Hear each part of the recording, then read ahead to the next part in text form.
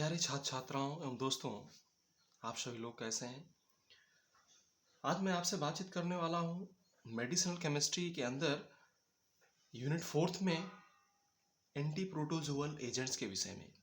तो सबसे पहले हमें जानने की कोशिश करेंगे कि जो एंटी प्रोटोजोअल एजेंट्स होते हैं वो क्या होते हैं, और जो जो प्रोटोजोआ होता है उसकी वजह से किस टाइप की डिजीज़ होती है और वो किस पार्ट को इन्फेक्टेड करते हैं, उसका एसएआर, उसका मोड ऑफ एक्शन, उसका स्ट्रक्चर जो आपके सिलेबस में दिया हुआ है, और इसकी सिंथेसिस जो है ऑलरेडी मैं वीडियो में डिस्कस कर चुका हूँ, तो वहाँ से आप इसको देख सकते हैं यूट्यूब चैनल पर जा करके। तो आइए बातचीत करते हैं एंटी प्रोटोजोअल एजेंट्स क्या होता है। बेसिकली जो एंटी प्रोटोजोअल एजेंट है या इस क्लास का जो ड्रग्स है वो क्या होता है, वो ट्रीट करने के काम में आता है, प्रोटोजोआ को ट्रीट करने के काम में आता है, प्रोटोजोआ के इन्फेक्शन को रोकता है, और बेसिकली ये क्या है, ये एक टाइप का पैरासाइट है। तो हम ये कह सकते हैं कि जो प्रोटोजोआ के इन्फेक्शन को रोकता है, प्रोटोजोआ के जो ग्रोथ को रोकता है, उसी एजेंट को हम क्या बोलते हैं, एंटी प्रोटोजोअल एजेंट बोलते हैं। ये एक टाइप का पैरासाइट होता है। अगर हम बातचीत करें इसके कुछ कुछ कॉमन माफ कीजिएगा, कुछ कॉमन प्रोटोजोआ की अगर बात करें तो उससे रिलेटेड डिजीज की बात करें तो जैसे सबसे पहले अगर हम बात करें एमोबेसिस।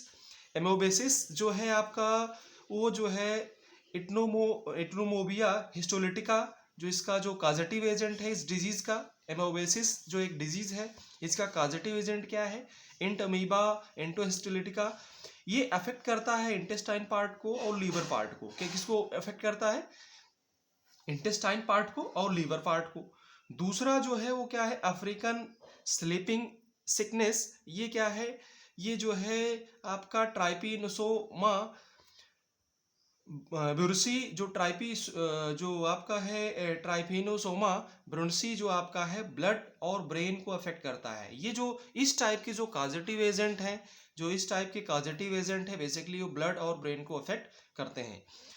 नेक्स्ट जो थर्ड पॉइंट है वो क्या है, जो आपका थर्ड डिजीज है वो क्या है, लेशमैनियासिस, जिसको कालरा अजर भी बोलते हैं, काला अजर। जो लेशमैनियासिस है वो क्या है, लेशमेनिया डेबियोनानी की वजह से होता है, लेशमोनिया और आपका जो है डोनावेनिन की वजह से। ये बेसिकली क्या करता है, डब्ल्यूबीसी को अफेक्ट करता है और स्किन को अफेक्ट करता है। नेक्स्ट जो 4 है वो मलेरिया है, प्लाज्मोडियम की वजह से। ये भी एक पैरासाइट है। बेसिकली जो मलेरिया है वो 4 टाइप के जो है इसके प्लाज्मोडियम के 4 क्लासेस हैं। उसमें है प्लाज्मोडियम बाइवेक्स है, प्लाज्मोडियम मलेरी है, प्लाज्मोडियम ओवेल है, प्लाज्मोडियम पैल्सिफेरम है। जिसमें ये हमने जो है आपका इससे पहले हमने जब पढ़ा था आपके ड्रग्स जो है, मैंने जब आपको एंटी मलेरिया पढ़ाया था, मलेरिया के विषय में, तब मैंने डिटेल किया था। तो जो प्लाज्मोडियम है बेसिकली वो जो सबसे खतरनाक प्लाज्मोडियम है, पैरासाइट्स है, वो कौन सा है, प्लाज्मोडियम पैल्सिफेरम, जो क्या करता है, लीवर और आरबीसी को अफेक्ट करता है।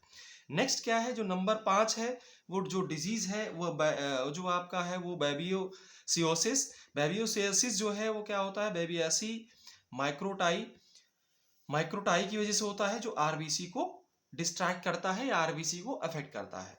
अगर हम बातचीत करें जो प्रोटोजोअल डिजीज है, वो बेसिकली क्या है, जो है लेस कॉम्प्लिकेटेड है in the comparison of bacterial disease. जो बैक्टीरियल डिजीज है वो ज्यादा खतरनाक है, किसके कंपैरिजन में, प्रोटोजोअल इन्फेक्शन के कंपैरिजन में। नेक्स्ट पॉइंट ये है कि जो प्रोटोजोआ है, ये बेसिकली जो प्रोटोजोआ है ये इस इससे रिलेटेड डिजीज होने के लिए टेम्परेचर भी मायने रखता है। टेम्परेचर कंडीशन जो है वो अगर कम होगा या ज़्यादा होगा तो उस कंडीशन में भी इसका इन्फेक्शन होने के चांसेस रहते हैं। तो आइए आगे देख लेते हैं। आगे अगर हम बातचीत करें classification of anti protozoal drugs की, तो इसमें बेसिकली क्या है आपका, नाइट्रोमिडाजोल, उसके बाद डाइक्लोरोएसिटामाइड, उसके बाद हेलोजिनेटेड 8 हाइड्रोक्विनोलिन, उसके अल्कलॉइड्स, उसके बाद मिसलेनियस कुछ ड्रग्स आपके अवेलेबल है। 1 बाय 1 करके हम देखेंगे और इसका इंपॉर्टेंट स्ट्रक्चर भी आगे चल के हम देखेंगे। तो जरा ध्यान से देखिए आप लोग। जो पहला है क्लासिफिकेशन एंटी प्रोटोजोल ड्रग्स का, पहला क्या है, नाइट्रोइमिडाजोल डेरिवेटिव है, जिसमें क्या है, मेट्रोनिडाजोल है, ठीक है। उसके बाद टिनिडाजोल है, ओरिनिडाजोल है, ये सब किस कैटेगरी का है, नाइट्रोइमिडाजोल डेरिवेटिव है। उसके बाद डाइक्लोरो एसिटामाइड है, डाइक्लोरो एसिटामाइड में अगर हम बातचीत करें, डाइलो उसके बाद डाइलोक्सानाइड, उसके बाद इटोफामाइड, उसके बाद क्लिफामाइड, उसके बाद टेक्लोजेम जो है वो ड्रग्स है। फिर से एक बार देख लेते हैं, डाइलोक्सानाइड, उसके बाद आप नेक्स्ट देखेंगे इटियोफामाइड, उसके बाद क्लिफामाइड, इसके बाद टेक्लोजेम जो ड्रग्स है, ये सब किस कैटेगरी का है, डाइक्लोरो एसिटामाइड ड्रग का कैटेगरी का ड्रग है। दूसरी बात यह है कि जो हाइलोजिनेटेड 8 हाइड्रोक्विनोलिन है, उसमें आप देखेंगे आइडोक्विनोल है, आइडोक्विनोल, इसका स्ट्रक्चर आगे हम देखेंगे। अभी सारे ड्रग्स का स्ट्रक्चर जो भी आपके सिलेबस में प्रेजेंट है, उसका स्ट्रक्चर आगे के इसी में आगे कड़ी में हम देखेंगे, आगे की श्रृंखला में इसी लगातार हम देखते चलेंगे आगे के पॉइंट में। नेक्स्ट क्या है, अल्कलॉइड्स। अल्कलॉइड्स में जो है जो आपका एमिटीन है, डाईहाइड्रोमेटीन है। उसके बाद जो मिसलिनियस है, ये हम देख लेते हैं मिसलिनियस कैटेगरी में। उसके बाद आपका पेंटामिडीन आइसोथियोनेट है, पेंटामिडीन आइसोथियोनेट, एटोबाक्विन, उसके बाद इफ्लोरनिथीन, उसके बाद निफ्रोटोमोक्स, बेंजीना बेंज। इसके बाद अगर हम नेक्स्ट पॉइंट की बात करें तो बेंजनिडाजोल, उसके बाद मेलोस जो आपका है मेलास रोस्प्रोल है, सोडियम आपका स्टिबुग्लू कॉनेट है। उसके बाद आपका जो है नेक्स्ट जो ड्रग है वो जो आपका है डेमीरेक्प्रॉल है। उसके बाद अगर हम बातचीत करें नेक्स्ट ड्रग की तो सिरोमिन सोडियम है। तो एक बार हम फिर से देख लेते हैं, पेंटामाइडीन आइसोथियोनेट, एटोबाक्विन, इफ्लोरनिथीन, उसके बाद निफ्यूरिटेमोक्स, बेंजीनिडाजोल, उसके बाद आपका है मेलास रोस्प्रोल, सोडियम स्टेबिग्लूकनेट, डाइमेरो जो आपका है डाइमेरो कैप्रोल, उसके बाद सेरेमिनियम सोडियम।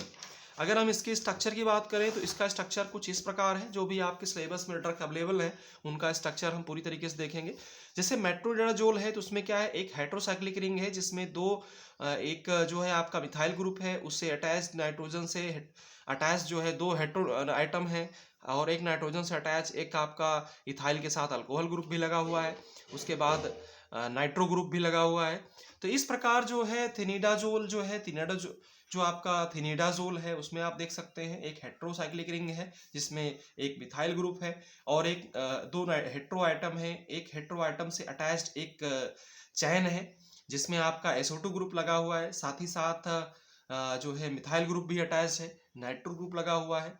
ओरिनिडाजोल की अगर बातचीत करें तो ओरिनिडाजोल की जो है अगर हम बातचीत करें तो ओरिनिडाजोल में आप देख रहे हैं एक हेट्रो आइटम है, इसके साथ जो है एक हेट्रोसाइक्लिक रिंग है जिसमें दो हेट्रो आइटम है, मिथाइल ग्रुप अटैच्ड है, नाइट्रोजन जो आपका नाइट्रो ग्रुप है वो है, उसके बाद एक साइड चेन है जिसमें अल्कोहल और क्लोराइड प्रेजेंट है। तो इस तरीके से ये क्या है, ओरिनिडाजोल है। इसके जो है इसका मोड ऑफ एक्शन आगे हम देखेंगे। उसके बाद जो आपका डाइलोक्सामाइड है, डाइलोक्सामाइड में आप देख पा रहे हैं दो आपको रिंग दिख रही, एक हेट्रोसाइक्लिक रिंग है, एक प्लेन साइक्लिक रिंग है जो कीटोन ग्रुप और जो आपका मिथॉक्सी से या आप कह सकते हैं कीटोन ऑक्सीजन से कनेक्टेड है, और जो आपका प्लेन रिंग है ये बेसिकली एक चैन रिंग है जिसमें दो क्लोराइड ग्रुप और एक कीटोन ग्रुप प्रेजेंट है एक मिथाइल के साथ। आइडोक्विनोल जो आपका है आइडोक्विनोल वो बेसिकली क्या है, उसमें दो बेंजीन रिंग है जिसमें एक हेट्रोसाइक्लिक रिंग है जिसमें एक नाइट्रोजन हेट्रो एटम प्रेजेंट है। उसके बाद अगर हम बातचीत करें इसमें दो आयोडीन ग्रुप प्रेजेंट है डिफरेंट पोजीशन पर और एक अल्कोहल ग्रुप भी इसमें प्रेजेंट है। उसके बाद अगर हम बातचीत करें पेंटामाइडीन में आप देख पा रहे हैं दो रिंग है जिसमें दोनों पोजीशन पे सेम आपके फंक्शनल ग्रुप लगे हुए हैं, एक एमीन के साथ दूसरा एमीन डबल बॉन्ड के साथ अटैच्ड है, और ये जो दोनों रिंग है ये दो ऑक्सीजन के साथ ये अटैच्ड है, ठीक है, आप देख पा रहे होंगे। दूसरा इसके साथ एक साइड चेन है जिसमें एक अल्कोहल है, SO2 है, दो अल्कोहल ग्रुप है और इसमें SO2 ग्रुप भी अवेलेबल है। और एटोवाक्विन का स्ट्रक्चर आप देख सकते हैं। एटोवाक्विन में 4 रिंग सिस्टम है जिसमें चारों प्लेन रिंग है और डिफरेंट पोजीशन पर अल्कोहल ग्रुप, 2 कीटोन ग्रुप और एक क्लोरो ग्रुप अटैच्ड है। अगर हम बातचीत करें नेक्स्ट ड्रग की, तो अगर हम बात करें इफ्लोरोमिथीन की, तो इफ्लोरोमिथीन में क्या है, इस साइड चेन है जिसमें NH2 ग्रुप प्रेजेंट है, एक कीटोन ग्रुप है, अल्कोहल ग्रुप है, अमीनो ग्रुप है, 2 फ्लोरो ग्रुप अटैच्ड है जो एक दूसरे से इंटरकनेक्टेड है। तो इस तरीके से ये इसका क्लासिफिकेशन है और इसके कुछ इंपॉर्टेंट स्ट्रक्चर है। अगर हम बातचीत करें जो है सिंथेसिस ऑलरेडी मैं डिस्कस कर चुका हूँ।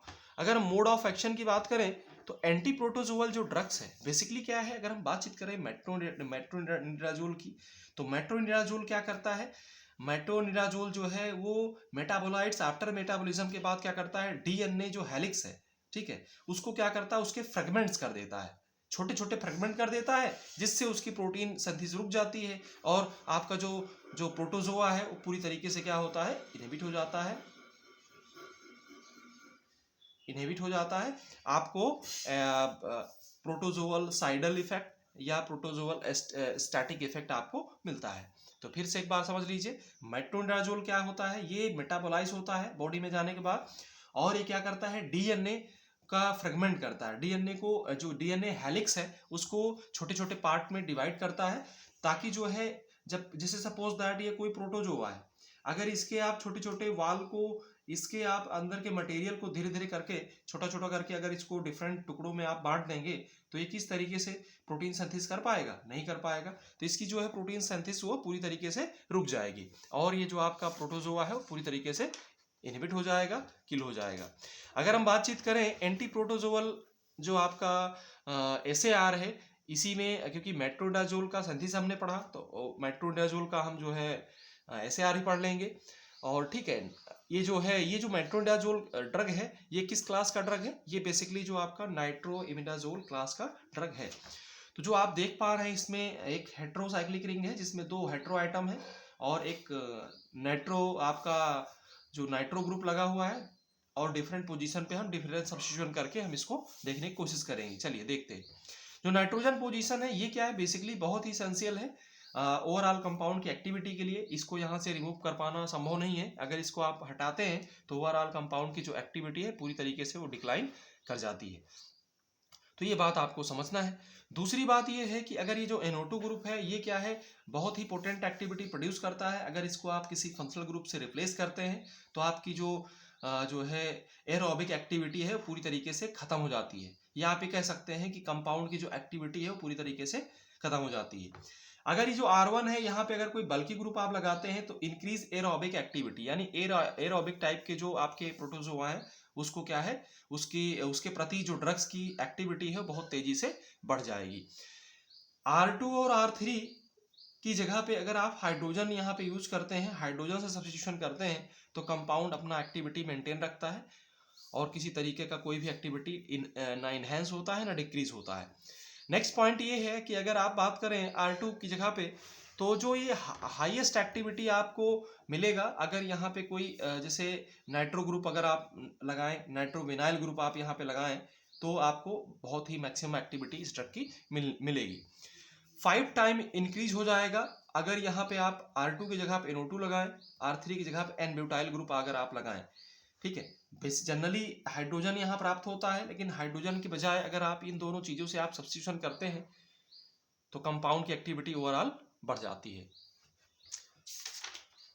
इस तरीके से आज के इस वीडियो में हमने देखा कि एंटी प्रोटोजोअल ड्रग्स क्या होता है, उसका इंट्रोडक्शन, उससे रिलेटेड कुछ स्पेसिफिक डिजीज और उसके कुछ काजेटिव एजेंट और किस पार्ट में वो इन्फेक्शन करता है, कैसे वो किस पार्ट को अफेक्टेड करता है उसके विषय में, कुछ इंपॉर्टेंट स्ट्रक्चर के विषय में, क्लासिफिकेशन के विषय में, मोड ऑफ एक्शन के विषय में और फाइनली आपका स्ट्रक्चरल एक्टिविटी रिलेशनशिप के विषय में भी हमने देखा। और ऑलरेडी सिंथेसिस जो है इससे पहले वीडियो हमने डिस्कस कर चुका हूँ मैं और उसको मैंने आपके अपने यूट्यूब चैनल पर मैंने शेयर कर दिया है, कृपया आप वहाँ विजिट करके यूट्यूब चैनल पर आप देख सकते हैं।